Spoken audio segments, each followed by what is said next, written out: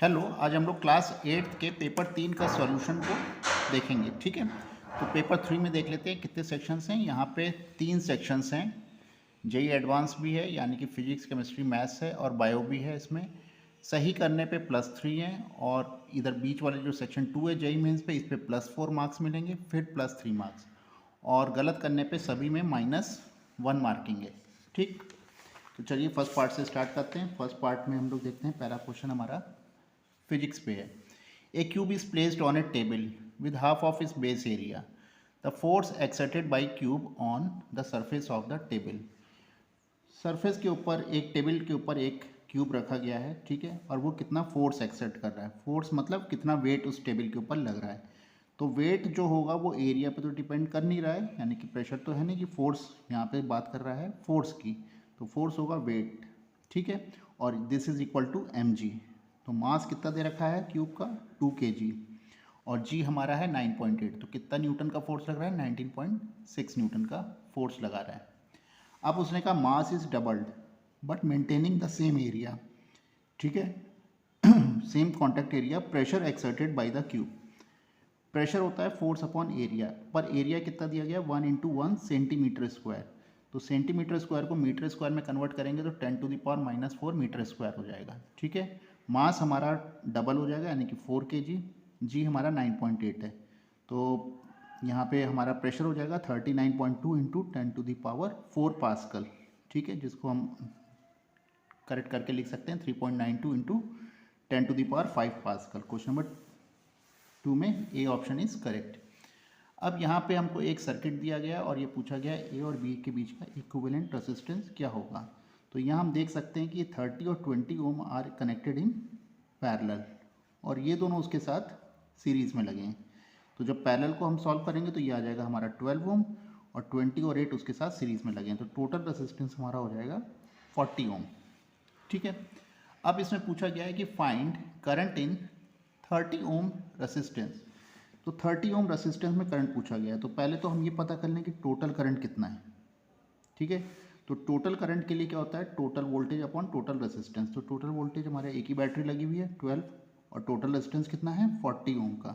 ठीक है, तो हमारा करंट कितना आ गया, 0.3 एम्पियर का टोटल करंट आ गया।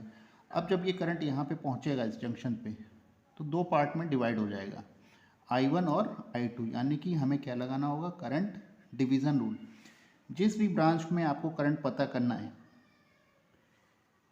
उसका रेसिस्टेंस छोड़ के दूसरी ब्रांच का रेसिस्टेंस अपॉन उन दोनों ब्रांच के रेसिस्टेंस का सम मल्टीप्लाइड बाय टोटल करंट। ठीक है, तो ये हमारा फॉर्मूला होता है। जिस भी ब्रांच में आपको करंट पता करना है वो, तो दूसरी ब्रांच का रेसिस्टेंस अपॉन दोनों ब्रांचेस का रेसिस्टेंस का सम मल्टीप्लाइड बाय टोटल करंट। ये हम रख देंगे तो हमारा आई आ जाएगा 0.12 एम्पियर। ठीक है, तो option A is correct. Chemistry bio को मैंने अभी नहीं देखा है, इसको आप लोग भी खुद ही देख लेंगे, कुछ ज़्यादा इसमें नहीं है। जो इंपॉर्टेंट पॉइंट है उनको मैं डिस्कस कर ले रहा हूँ। फिजिक्स और मैथ्स में ज़्यादा प्रॉब्लम नज़र आ रही है। ठीक है, तो 13 में हम लोग देख रहे हैं D acceleration of the stone while travelling across the frozen surface. हमें क्या पता करना है, डी एक्सेलरेशन पता करना है।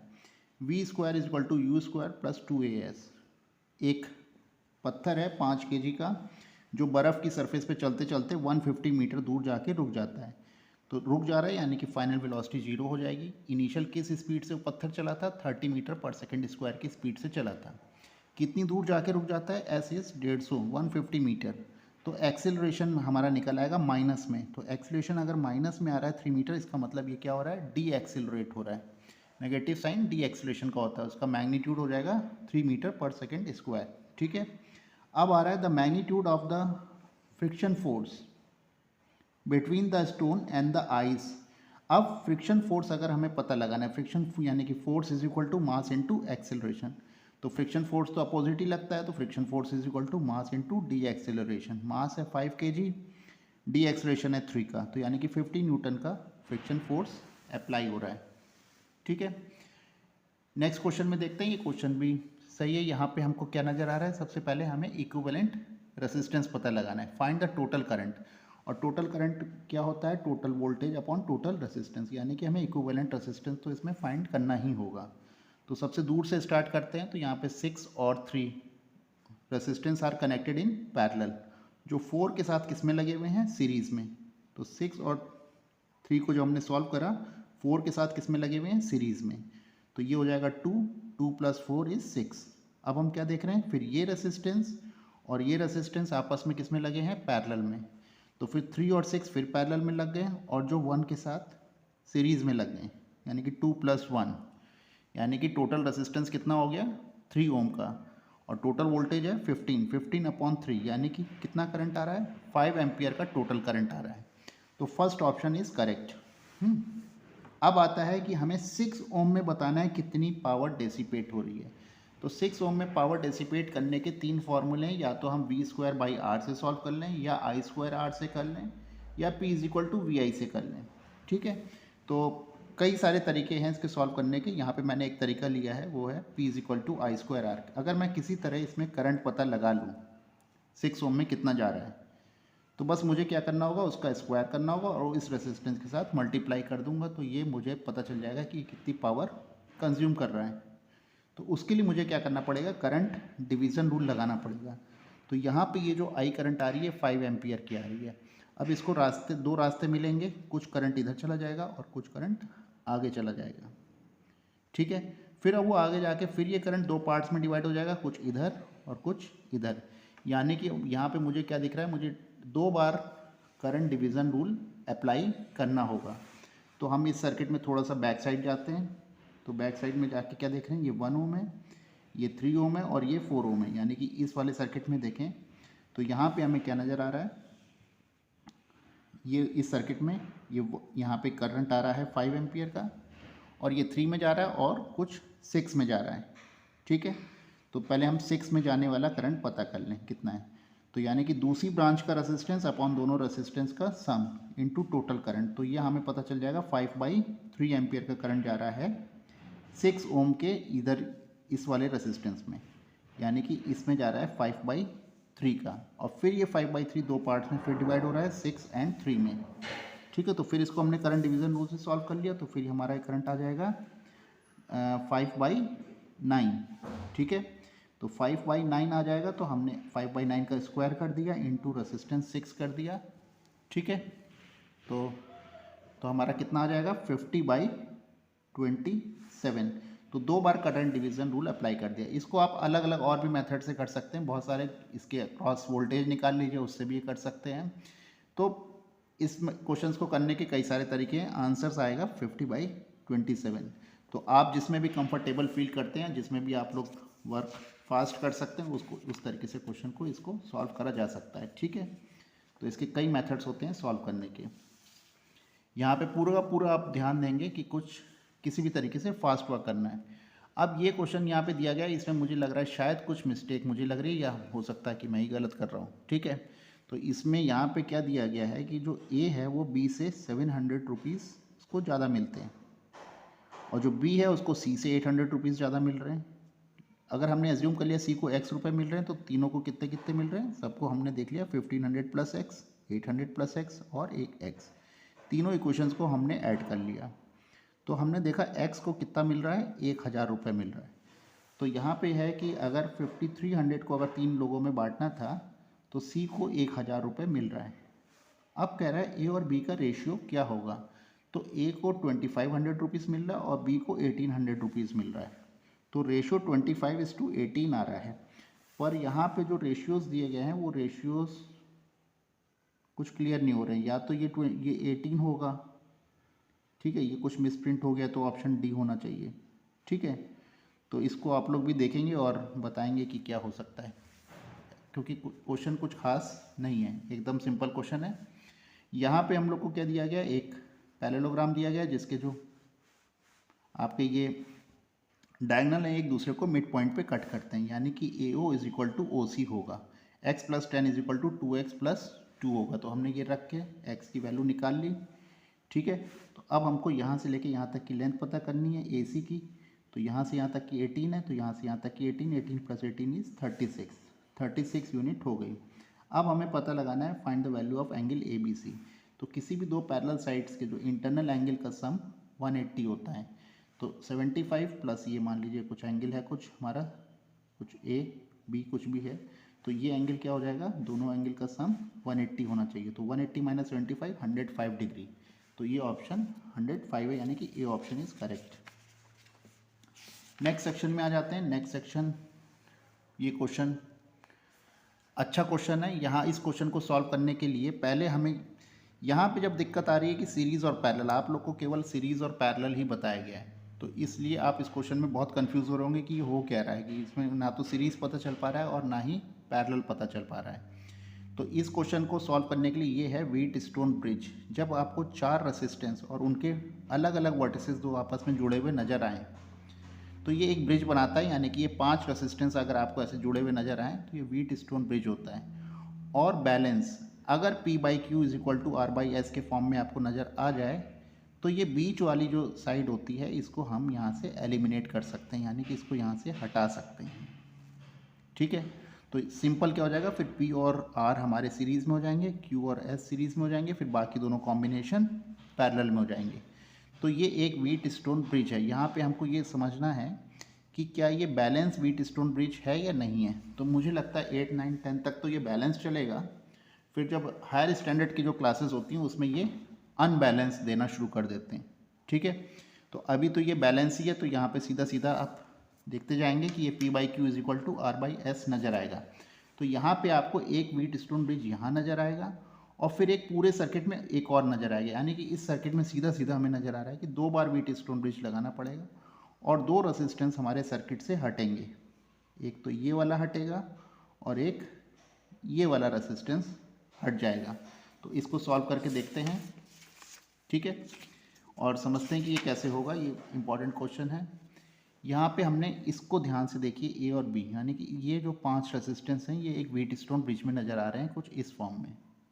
तो इसमें हम देखते हैं 1/2 is equal to 2/4, P by Q is equal to R by S नज़र आ रहा है, जो कि है 1/2 का रेशियो है। तो ये बीच वाली ब्रांच यहाँ से हटा दी जाएगी, क्योंकि यहाँ पे वोल्टेज डिफरेंस सेम होगा तो कोई करंट फ्लो नहीं करेगा, तो ये रेसिस्टेंस का कोई भी मतलब नहीं है। अब 1 और 2 और 2 और 4 आपस में सीरीज़ में जुड़ जाएंगे और ये दोनों आपस में पैरेलल में होंगे, जिसको अगर हम लोग सॉल्व करेंगे तो विच इज़ इक्वल टू 2 ओम आ जाएगा। तो अब हम फिर से इस सर्किट को रीड्रॉ कर लेते हैं। फिर से सर्किट को ड्रॉ कर लिया। अब वो पूरा हट के क्या हो चुका है, केवल अब ये 2 ओम में कन्वर्ट हो चुका है। अब फिर हम क्या देख रहे हैं, फिर हमें बिल्कुल एकदम उसी शेप में ये 5 रेसिस्टेंस वैसे ही नज़र आ रहे हैं, 1 2 3 4 और ये बीच में 5। तो फिर से ये एक और व्हीट स्टोन ब्रिज बन गया है। फिर से अब देखते हैं क्या ये बैलेंस है। 2/6 इज इक्वल टू 4/12, हाँ बिल्कुल सही, वैसे ही नज़र आ रहा है। 1/3 इज इक्वल टू 1/3, यानी कि फिर से ये व्हीट स्टोन ब्रिज है बैलेंस फॉर्म में। अब क्या होगा, अब ये 10 ओम का रेसिस्टेंस सर्किट से हट जाएगा, तो फिर से क्या हो जाएगा 2 और 4, ठीक है 2 और 4 और 6 एंड 12 फिर से सीरीज़ में आपस में हो जाएंगे और दोनों आपस में पैरेलल में कनेक्ट हो जाएंगे और ये आ जाएगा 4.5 ओम। तो अब हमारा सर्किट, हम फिर से सर्किट को रीड्रॉ कर लें। ठीक है, ये हमारा 2 ओम था, ये 2 और 4.5 अब सीरीज़ में जुड़े हुए हैं, तो total resistance of the circuit हो जाएगा 6.5 ओम या 13/2 ओम। तो क्वेश्चन नंबर 25 तो हमारा सॉल्व हो गया। क्वेश्चन नंबर 26 में अगर हम लोग देखते हैं, क्वेश्चन नंबर 26 में क्या है, हमको क्या बताना है, करंट बताना है। तो करंट क्या होता है, total voltage upon total resistance. तो टोटल वोल्टेज है 6.5 और टोटल रेजिस्टेंस है 6.5। 6.5 कट जाएगा, कितना आ जाएगा 1 एम्पियर। तो 1 एम्पियर हमारा आसानी से सॉल्व हो जाएगा। बस प्रॉब्लम ये है कि आप लोगों ने ये व्हीट स्टोन ब्रिज नहीं पढ़ा होगा, इसलिए इस क्वेश्चन को ही सॉल्व करने में दिक्कत आ रही होगी। 10th के स्टूडेंट ने हो सकता है जो कंपटीशन की तैयारी कर रहे होंगे उन्होंने ये क्वेश्चन कर रखा होगा, अदरवाइज़ ये आपको 10th तक ये सर्किट नहीं आएगा। ठीक है, तो 8th, जब 10th वालों को नहीं आएगा तो 8th से तो एक्सपेक्ट करना बहुत मुश्किल है कि वो इस तरीके का क्वेश्चन कर पाएंगे, क्योंकि वो सीरीज़ और पैरेलल में ही काफ़ी कंफ्यूज्ड रहते हैं। तो इस तरह क्वेश्चन मुझे लगता है कि थोड़ा सा भी उनको टफ लग रहा होगा। ठीक है, नाउ नेक्स्ट क्वेश्चन पे आते हैं। यहाँ पे क्या है कि 4 फोर्सेज हैं, 10 Newton, 6 Newton, 8 Newton and 4 Newton, अलग अलग डायरेक्शंस में लगाए गए हैं। ठीक है, तो अब हमें बताना है magnitude of the resultant force. 4 forces हैं, अलग अलग डायरेक्शन में लगाए गए हैं। तो यहाँ पे इन दोनों फोर्सेज को अगर हम एक ही डायरेक्शन में कन्वर्ट करेंगे तो क्या हो जाएगा 10 - 8, और इस फोर्स को ऊपर ले जाएंगे तो क्या हो जाएगा 6 - 4, यानी कि 2 न्यूटन का ऊपर लग रहा है और 2 न्यूटन का लेफ्ट साइड में लग रहा है। तो रिजल्टेंट क्या होगा, इन दोनों का रिजल्टेंट, क्योंकि ये एक वेक्टर क्वांटिटी है इसलिए डायरेक्ट सम नहीं होगा, वेक्टर सम होते हैं। तो वेक्टर सम होगा तो ये रिजल्टेंट क्या हो जाएगा, under root of 2 square plus 2 square is under root 8, यानी कि 2 अंडर रूट 2 आ जाएगा। ठीक है। अच्छा, what are the angle between 10 newton and 8 newton. 10 newton और 8 न्यूटन के बीच एंगल कितना बन रहा है, 180। 8 न्यूटन और 6 न्यूटन के बीच कितना एंगल बन रहा है, 8 न्यूटन और 6 न्यूटन के बीच 90 डिग्री। तो ऑप्शन बी इज़ करेक्ट। तो ये वाला पार्ट थोड़ा आसान था, इसमें ज़्यादा दिक्कत नहीं हुई। नेक्स्ट क्वेश्चन पे आते हैं। यहाँ पे हमको एक 33 में हम लोग को एक इक्वेशन दी गई है, तो इसको हम लोग सॉल्व करते हैं। तो 33 को हम लोग देख रहे हैं, इसको मैंने यहाँ सॉल्व करा है। तो सिंपल हम इसको लिख लेंगे, X square Y square Z square, ये कुछ नहीं है, आइडेंटिटी है सिंपल। इसको हमने ऐसे लिख लिया, रीअरेंज कर दिया, 64 इधर ले आए, दोनों तरफ होल स्क्वायर कर दिया, X plus Y minus Z का होल स्क्वायर की आइडेंटिटी लग गई। तो X plus Y minus Z is equal to 8, पर हमें एक्स प्लस वाई कितना दे रखा है, 3z दे रखा है। तो इसकी वैल्यू रख ली, z की वैल्यू हमारी सिंपल क्या आ गई, 4। ठीक है। तो ये सिंपल इजी क्वेश्चन है, आइडेंटिटी से यूज हो गया। 34 इज टिपिकल क्वेश्चन, यहाँ मैं इसको मानूंगा कि आप लोग के लिए भी ये थोड़ा डिफिकल्ट है। ठीक है। अगर हम इसको सॉल्व करना चाहें तो बहुत जल्दी अगर सॉल्व करना है तो आप x की वैल्यू को 0 रख दीजिए। x की वैल्यू को 0 रख के भी आप इस क्वेश्चन को सॉल्व कर सकते हैं और सही निकल जाएगा। लेकिन अगर हम इसको प्रॉपरली अगर इसको सॉल्व करें, ठीक है, तो हमें क्या करना पड़ेगा, दोनों तरफ होल स्क्वायर करना पड़ेगा, A square plus B square. तो A square plus B square क्या होता है, ए प्लस बी का whole square, A square plus B square plus 2ab। इधर भी रूट 2 का अगर स्क्वायर करेंगे तो क्या हो जाएगा, 2 हो जाएगा। अब हम इसको सिंपली बिल्कुल सिंपल वे में इसको सॉल्व करते चले जाएं तो हमें यहाँ पे मिल जाएगी जो रेंज है x की वैल्यू 1/2। अब प्रॉब्लम क्या है कि यहाँ पे अब आपको थोड़ा सा इनइक्वलिटीज़ यानी कि ग्रेटर देन और लेस देन के बारे में बताया ही नहीं गया है, और लेस देन और ग्रेटर देन के ये क्वेश्चन आने लगे हैं। आप लोग इक्वल टू में ही हमेशा करते रहे हैं, तो थोड़ा सा ये प्रॉब्लम यहाँ पे आएगी कि ये चीज़ हम लोग क्लास 10th और 11th से ही पढ़ना शुरू करते हैं इस तरीके की चीज़ें, बल्कि 10th से भी हटा दी गई, अब 11th की मैथ्स में रह गई है। तो ये क्वेश्चन करने में आप लोग को यहाँ पे अनकंफर्टेबल फील होगा। इसको आप देख लीजिए, बिल्कुल कुछ नहीं करा गया, बस सिंपली हमने इस क्वेश्चन को ओपन कर दिया है, दोनों तरफ स्क्वायर करके, और x की वैल्यू को सिंपली निकाल दिया। फिर इसके बाद फिर दोबारा दोनों तरफ स्क्वायर कर दिया, फिर इसको कर दिया।